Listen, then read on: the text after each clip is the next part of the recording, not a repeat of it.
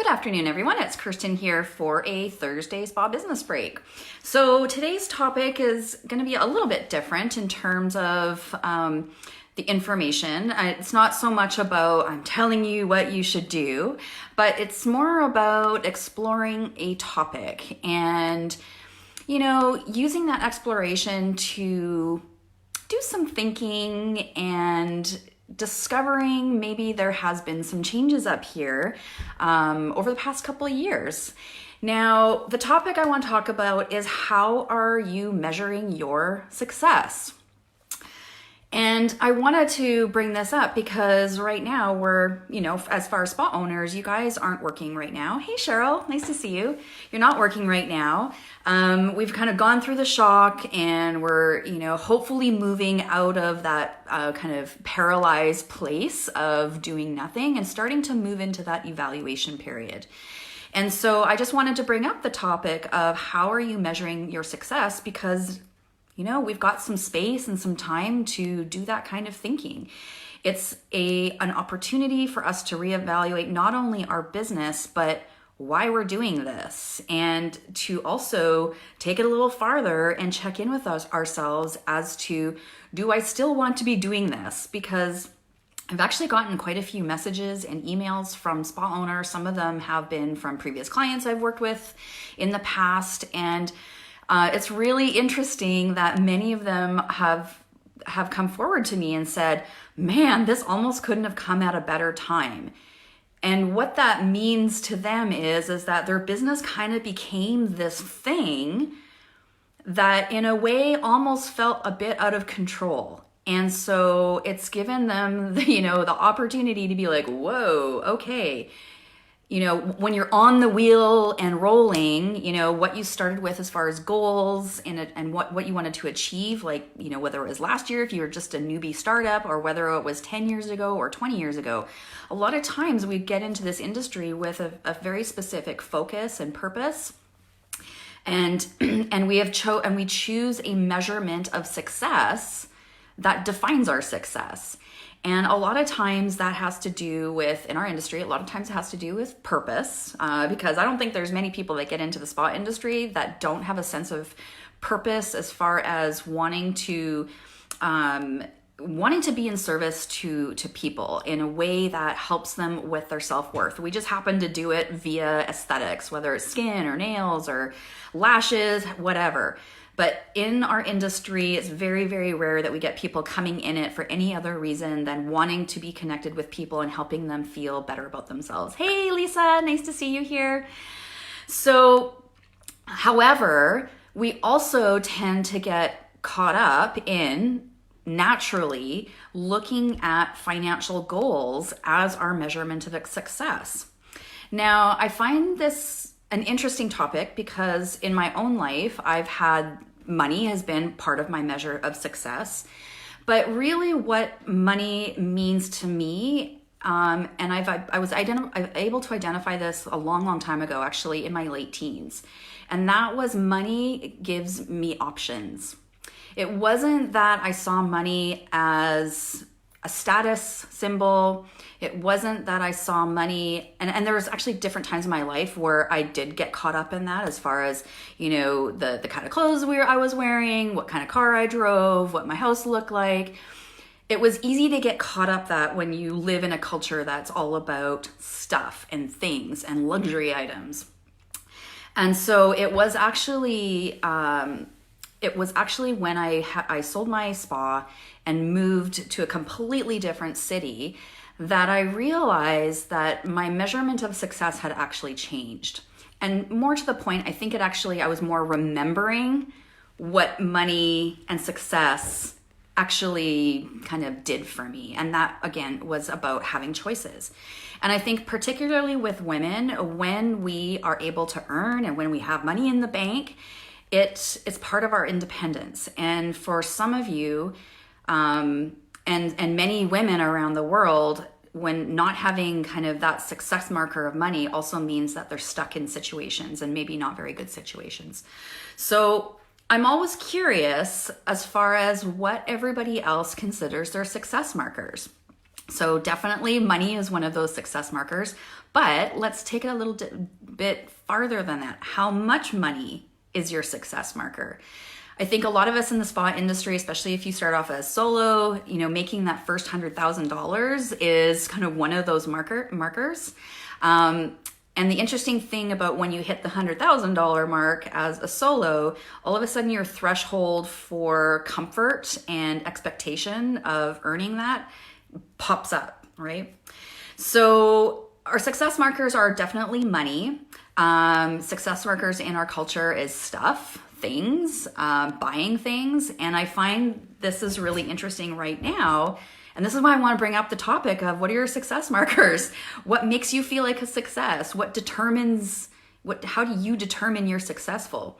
Because we've been in this culture of buying and having stuff and showing our stuff on social media, showing our highlight reel on social media, but that doesn't necessarily mean that it is successful, right? So I think it's really important that we all think about and determine what our own success markers are. I had a couple, it was probably about 8 years ago, my mom introduced me to Leonie Dawson. She is a woman in Australia, so I just started following her on social media. She's an artist, and she helps other artists become entrepreneurs. And what I really found interesting about Leonie Dawson was that she had a completely different version of success. When you saw pictures of her inside her house, it was a total gong show. She had little kids running around. She didn't try to do her hair. She was just her.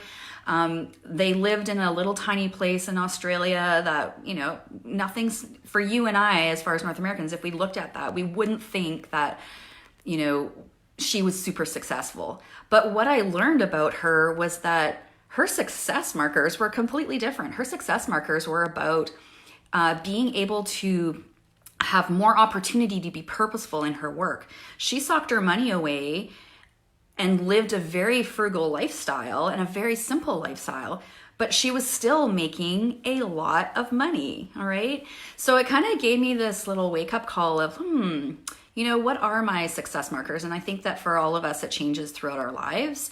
And this being a huge situation for all of us, this just gives us an opportunity to rethink what determines success in my life. So we've got money, we've got stuff, purpose.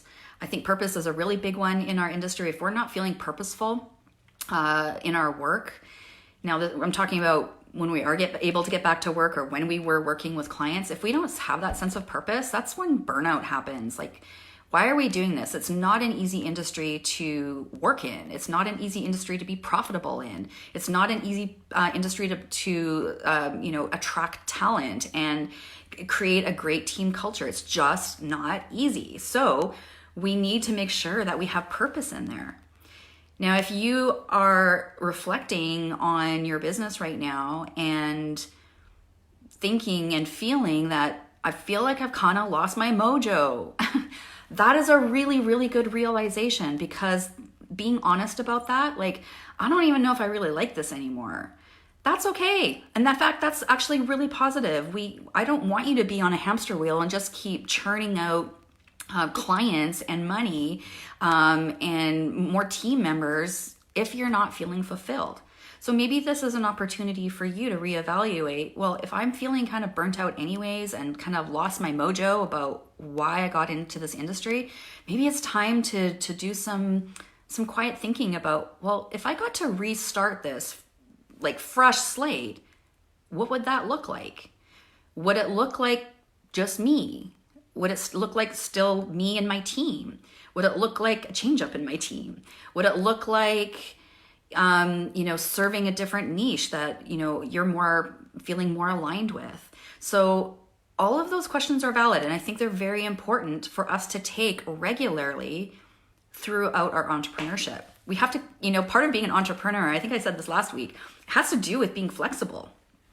We have to be flexible as entrepreneurs. That's actually part of the job description. If you want stability and like, this is what you get every day, go get a job.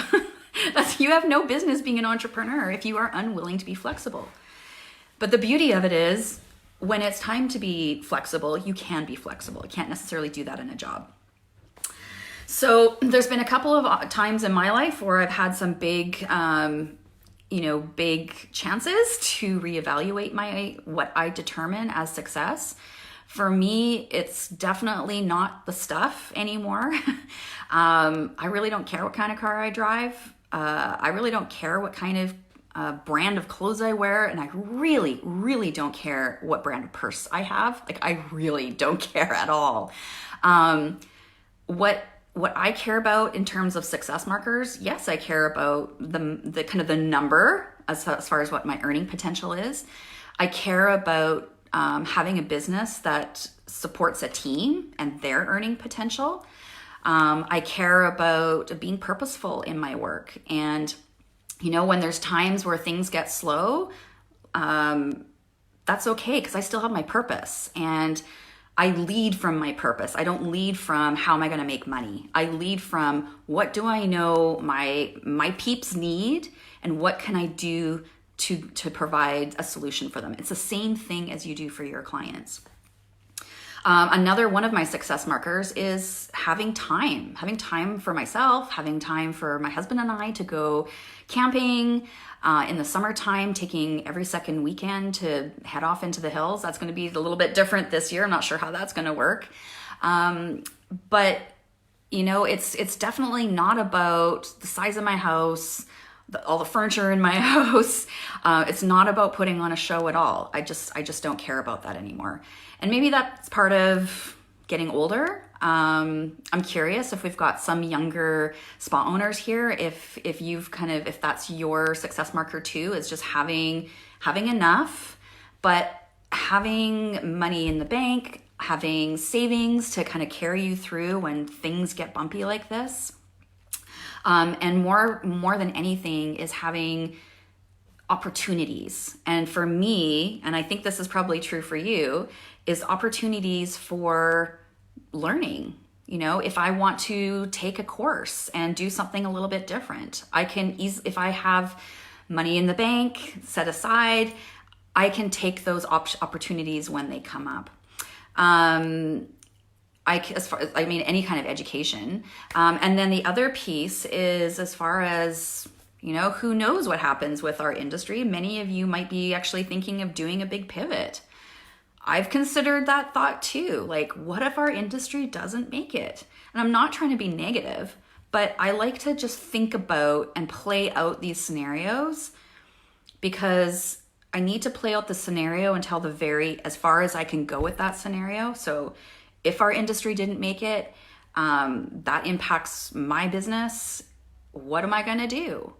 I know I've got lots of skills, and I know that I've got drive and ambition. And if that happens, I'm going to find purpose somewhere else, and I can make a living and create an impact in a different way. So, it's just food for thought about what's happening right now. And, I don't want you to necessarily think you have to get back into your business exactly the same way as you left it a few weeks ago.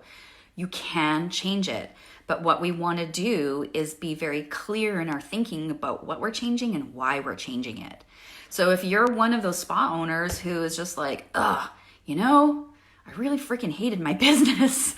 And, I started with one thing and one goal, and it's kind of morphed into this thing that I don't feel in control of, or I don't want to be a part of, or it's too complicated. I want a simpler way of doing things. That's all very, very valuable thinking, because that allows us to be honest and start making different choices in our business. We've got the time right now to do that. So just give yourself some time to think about, what do you consider your success markers as? And are they different than what they were a few years ago, 10 years ago, 20 years ago? You're allowed to change. Sometimes I think that we get almost stuck in our business, especially if how would I put this?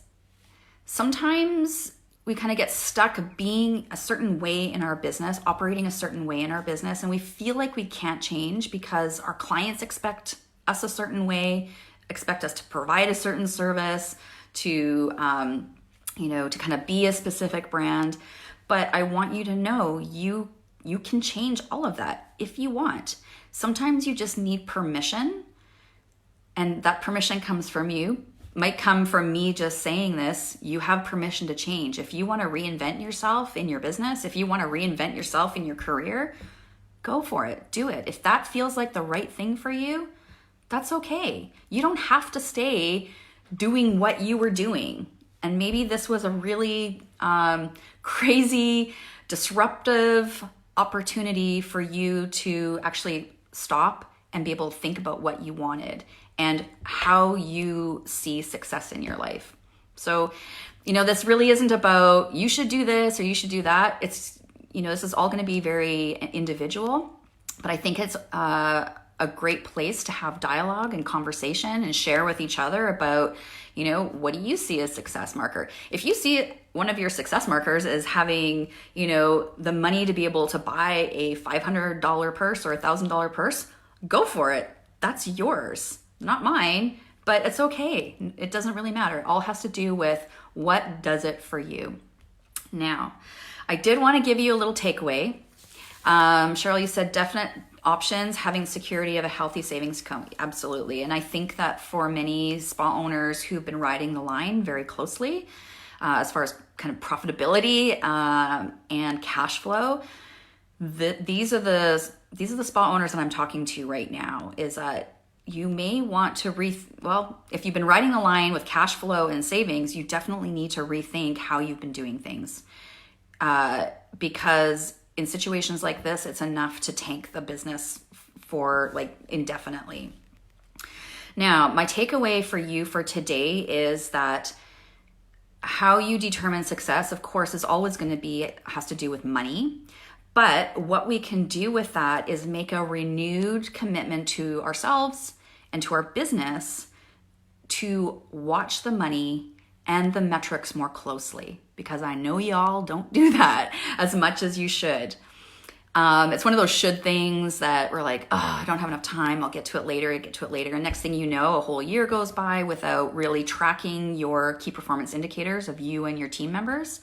And not really paying attention to your bookkeeping, maybe getting it done every 3 months. You can't keep a pulse on the flow of money and the behaviors of your team and yourself in the business if you're not keeping track of your numbers. So maybe this can give you a renewed okay, I'm going to start fresh when we get back to this. But you don't have to just kind of start fresh when we get back to this. You can use scorecards. So open up a Google document or an Excel file, track your sales and your metrics. So that's productivity, retail to sales ratio, pre-booking, average ticket, combined retail service. Those just 3 different metrics for that. And then client retention. Go back for the past year into your salon software and fill in the blanks so that you can see where you've been, and it will give you a really good spotlight on the pieces that you need to be paying attention to when you do reopen, and then continuing with your scorecards throughout the year.